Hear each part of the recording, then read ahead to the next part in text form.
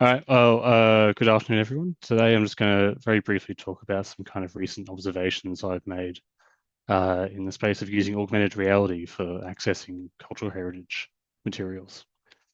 Um, so just a quick acknowledgement. This project that I'm using as an example comes from cultural materials collected in a remote community in the Northern Territory of Australia called Millennia.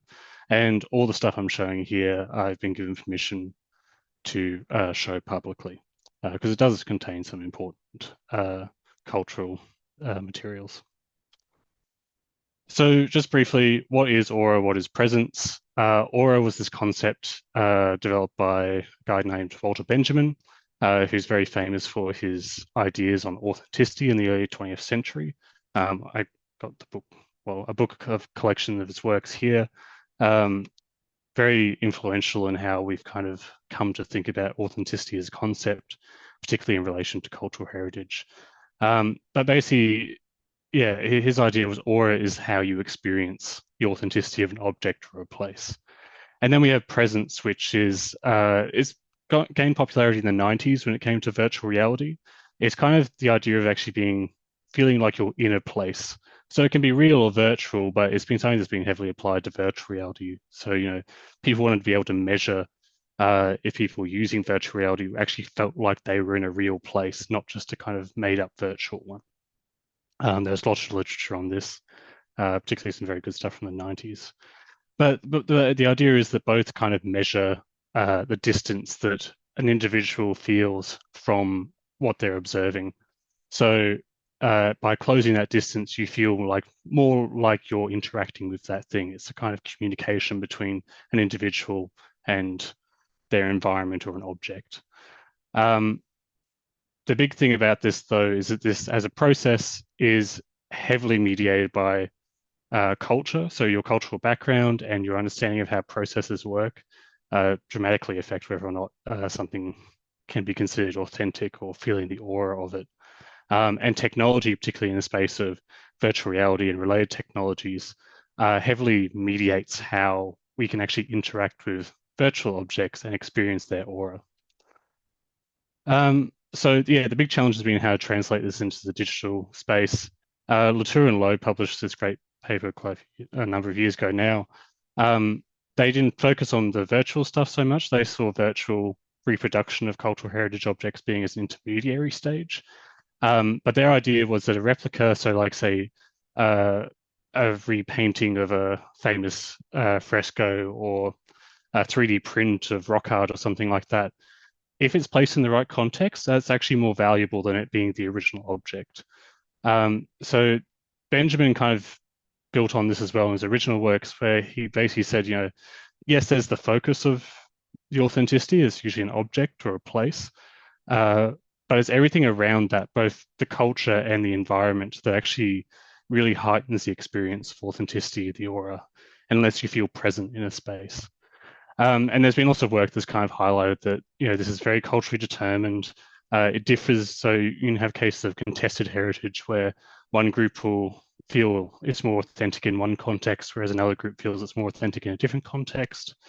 And when it comes to designing virtual reality experiences that use cultural heritage materials, it's really important. A lot of studies have found that this is a co-design process. It doesn't happen just by a researcher or a developer coming in and doing this on their own. This relates a lot back to what Brett Levy was saying in the keynote this morning. Is this really has to be a process where it's a constant back and forth engagement between the community that our cultural heritage belongs to and the people developing these virtual tools, digital tools.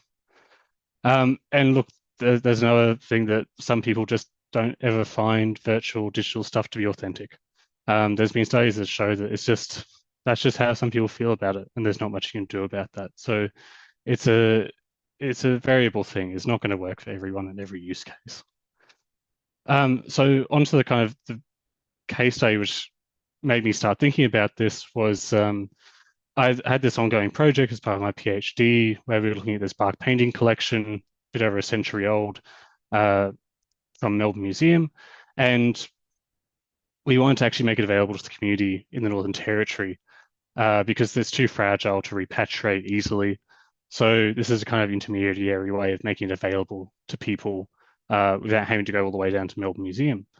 And for the World Archaeological Congress that happened earlier in the year, I kind of whipped up this new version of it, which was more meant to be like a augmented reality pop-up gallery for the collection.